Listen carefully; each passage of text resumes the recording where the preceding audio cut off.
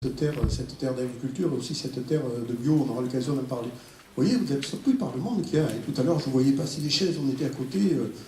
Oui, mais il y a une réelle attente effectivement de la population ardéchoise pour continuer sur ce travail qui est fait.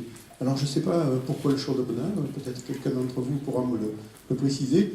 C'est une terre, je le redis, propice à cette agriculture et puis un développement qui est déjà important.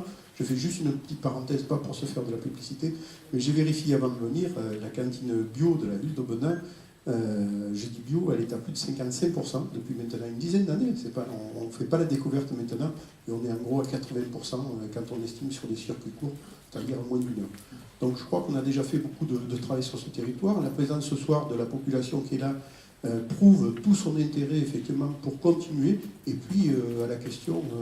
le bio dans les assiettes, oui, encore plus, je le souhaite. Les circuits courts aussi, je pense que ça viendra dans les questions qui seront posées. En tout cas, merci d'être venu à Aubenas. Et puis, je souhaite un débat franc, j'en suis convaincu, avec toute la population qui s'est déplacée aujourd'hui. Merci à tous.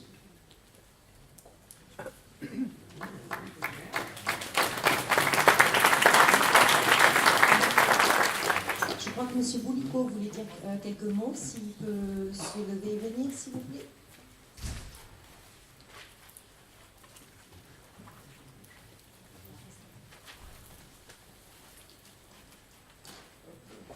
J'ai préparé, parce que je ne suis pas un très bon orateur, c'est un exercice un peu compliqué pour moi. Tout d'abord, bonjour à toutes et tous. Je suis Jérôme Boulico, l'actuel président d'Agribio Ardèche. Je suis ardéchois de cœur et d'esprit. Et on a pensé que, vu que ça se passait sur notre territoire, il était bien que Agribio Ardèche puisse se présenter un petit peu, présenter notre état d'esprit.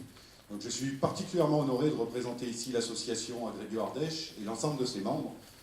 Nous sommes réunis aujourd'hui pour un débat citoyen sur le thème du bio dans notre assiette, en présence des eurodéputés, des professionnels du bio et des représentants locaux. Nous remercions chacun dont la présence conforte l'importance du bio en Ardèche. Si nous avons l'honneur d'accueillir en Ardèche, à Aubenas, ce débat, ce n'est pas par hasard. En effet, l'Ardèche mérite l'intérêt que l'Europe porte à travers ses représentants. Le bio, au-delà de la production et de l'aspect économique, sous-tend un art de vivre, des valeurs humaines et environnementales qui sont essentielles pour la majorité des Ardéchois, producteurs et consommateurs. Dans un monde économique où la rentabilité est le maître mot, les producteurs d'Ardèche s'attachent à satisfaire les consommateurs en privilégiant leur santé et le respect de l'environnement. Ils partagent ensemble la passion d'un territoire qu'ils développent contre vents et marées, à l'image d'un village gaulois qui résiste aux envahisseurs. Le goût du bien, du beau, du bio, c'est un petit peu ce qui se passe chez nous. À titre indicatif, et M. le maire avait dit que ce n'était pas un hasard que ça se passe chez nous, nous avons sur notre territoire 654 producteurs bio.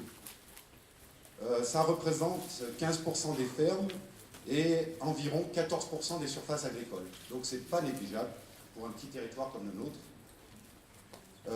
Alors que l'on nous vante si facilement la soi-disant réussite des grandes exploitations intensives et modernes, comment nos exploitations à taille humaine parviennent-elles à développer, dans le respect des hommes et de l'environnement, une agriculture sur nos territoires? Eh bien c'est grâce à l'aide des pouvoirs publics et de la transparence de l'information. D'où ce débat, le bio dans votre assiette, ce que fait l'Europe. Au cours de ce débat, nous essaierons de répondre ensemble aux questions suivantes. Demain, l'Union européenne sera-t-elle capable de répondre à la demande croissante de produits biologiques en Europe? Quelle forme d'agriculture pérenne et performante, plus respectueuse de l'environnement, peut être dessinée pour l'avenir? La politique agricole commune peut-elle répondre à ces attentes? Ainsi, nous, producteurs ardéchois, nous pouvons nous situer avec fierté au sein d'une Europe qui fait de l'agriculture responsable l'une de ses priorités. Je vous remercie.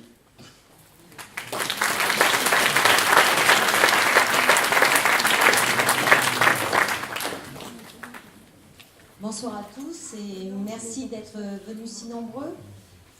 Merci Monsieur Constant de nous avoir accueillis dans votre ville et à Monsieur Boulico pour ces quelques mots. Merci aussi à Agribiodrome, puisque nous avons un agriculteur dromois que je présenterai tout à l'heure.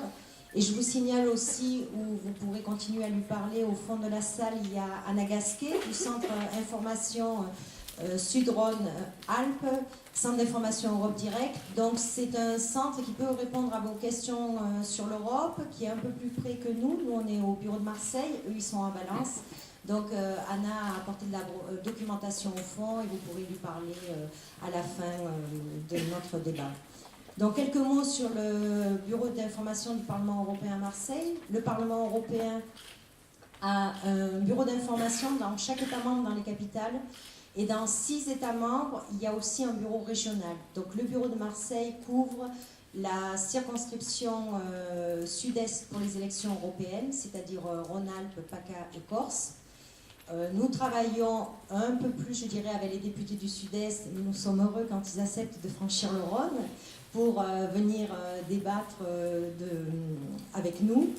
Donc je ne rentrerai pas dans la substance, puisque vous allez la voir tout à l'heure, juste vous présenter les orateurs.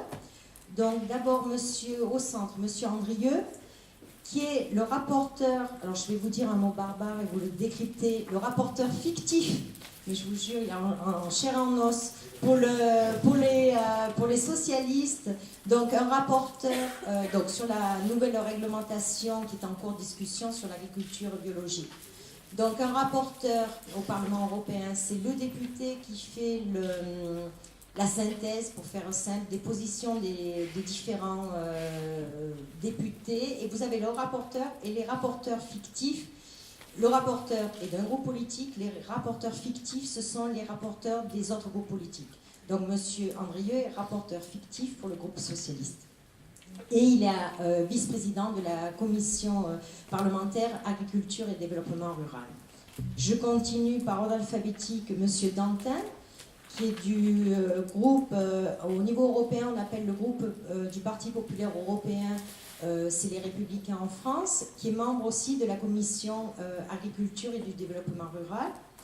Madame Rivasi, qui est du groupe des Verts Alliance Libre Européenne, qui est membre de la commission de l'environnement, santé publique et de la sécurité alimentaire. Donc pour faire simple, vous avez 3 députés de 3 groupes politiques différents. Voilà, au moins vous avez un panel d'opinions et de gens qui travaillent ensemble, parce qu'au niveau européen, on travaille ensemble, quels que soient les groupes politiques.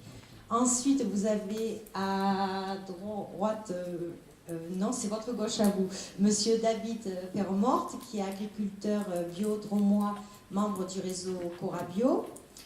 Le débat de ce soir sera modéré par Hervé Baruet, qui est journaliste à l'Avenir agricole de l'Ardèche et membre du club de la presse Drôme-Ardèche.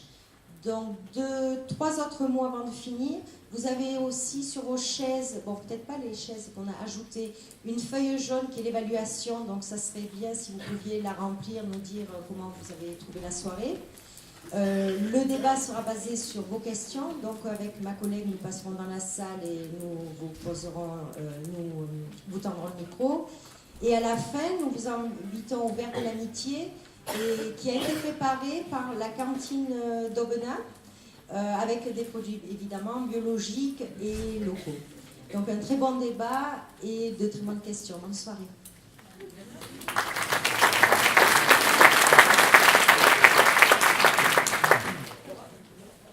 Bien, on va passer la parole de suite à M. Andrieux pour donc une présentation du texte actuellement en discussion au Parlement européen.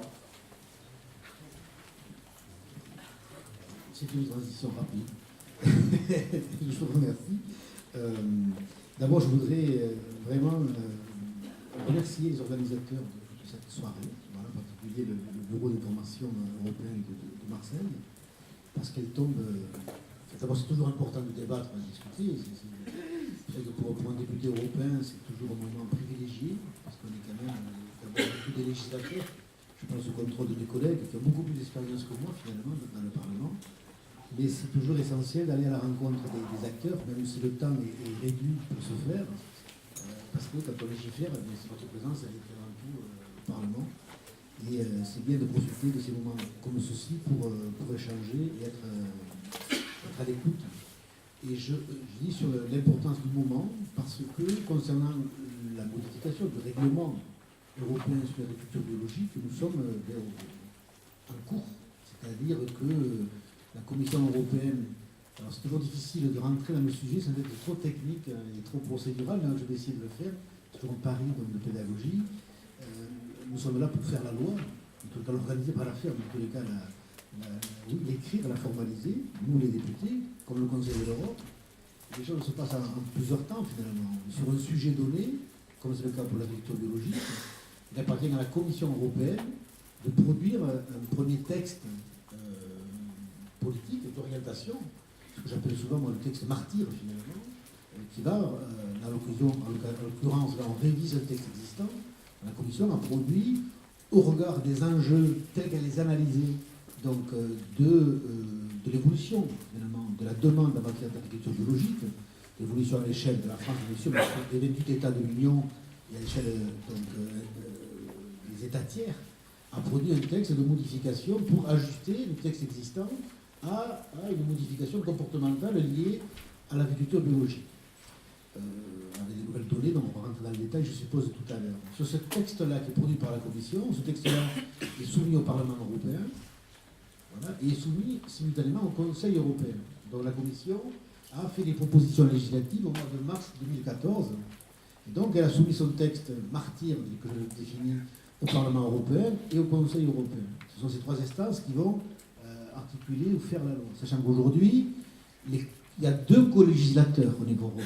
Il y a le Conseil et il y a le Parlement européen. Donc la Commission propose un texte, et ensuite nous devons, nous, pour ce qui est du Parlement ou du Conseil, l'amender, donc au regard de ce que nous pensons. Et ensuite, donc, bien sûr, il y a ce travail qui se fait, et ensuite il y a une rencontre entre les trois instances, une fois que le Parlement a voté, donc le Conseil a voté, le Conseil va délibérer sur son travail le 18 juin 2015, et le Parlement, nous avons en commission de l'agriculture, donc voté ce texte-là le 23 octobre 2015. Dès lors que le Parlement et le Conseil ont modifié le texte martyr de la Commission, et qu'ils l'ont voté, se met en place une instance un peu bizarre qui s'appelle le trilogue. Voilà, c'est les trois partenaires. Et donc c'est au sein de ce trilogue-là que nous allons élaborer le texte définitif. Donc ça prend un certain temps, parce que vous imaginez que les positions de la Commission initiale ne sont pas les mêmes, bien sûr, qu'un texte amendé par le Parlement ou qu'un texte amendé par le Conseil. Donc il en va là de recherche, de compromis, pour chacun donnant sa vision, bien sûr, avancer point par point, texte par texte, donc dans ce qui sera demain le règlement définitif pour ce qui touche de l'agriculture biologique. Et là nous sommes, c'est la raison pour laquelle je disais que la réunion était importante, nous sommes donc nous venons de passer la quatrième réunion de trilogue, voilà, au sein de ces trois instances-là. Les trois premières étant présidées par, vous savez que le Conseil de l'Union, tous les 6 mois, la présidence change. Donc c'était le Luxembourg qui présidait le Conseil jusqu'en décembre. Et là, depuis le 1er janvier, donc c'est les Pays-Bas. Donc nous avons une présidence néerlandaise qui, pour 6 mois, va présider dans le Conseil européen. Et pour nous, les parlementaires, c'est important parce que l'idée, dans les textes comme cela, c'est d'essayer, non pas d'aboutir à tout craindre le plus tôt possible, mais essayer de faire avancer la législation pour qu'elle soit mise en œuvre le plus rapidement possible. Donc là, nous sommes sur le bio dans un moment particulier, puisque d'abord, il ne faut pas se tromper, donc c'est un sujet très délicat et ô combien important.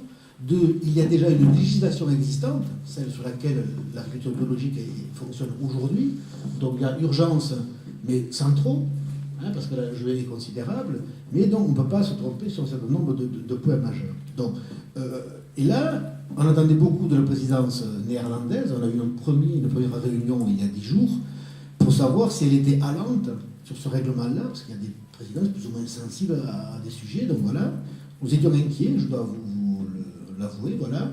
Et il s'avère que la présidence néerlandaise nous a surpris agréablement en nous disant qu'elle souhaitait, c'est un sacré pari, quand même, faire aboutir le règlement dans les 6 mois de sa présidence, c'est-à-dire avant le mois de juillet 2016.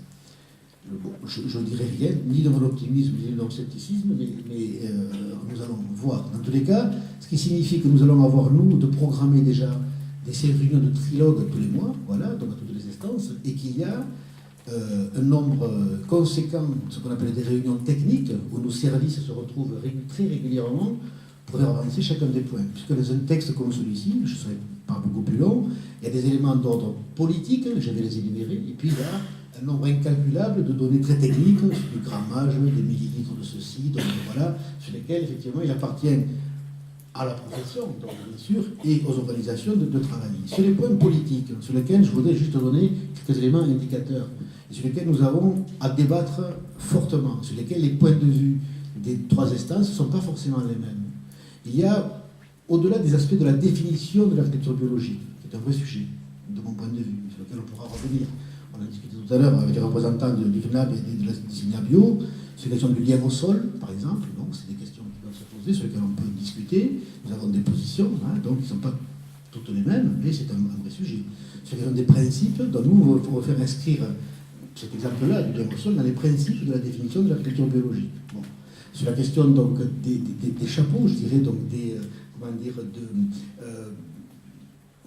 grands enjeux, il y a 4 enjeux qui se dessinent. Il y a la question de la mixité avec l'agriculture biologique et l'agriculture conventionnelle. Nos positions ne sont pas les mêmes entre la Commission, le Parlement donc, et le Conseil.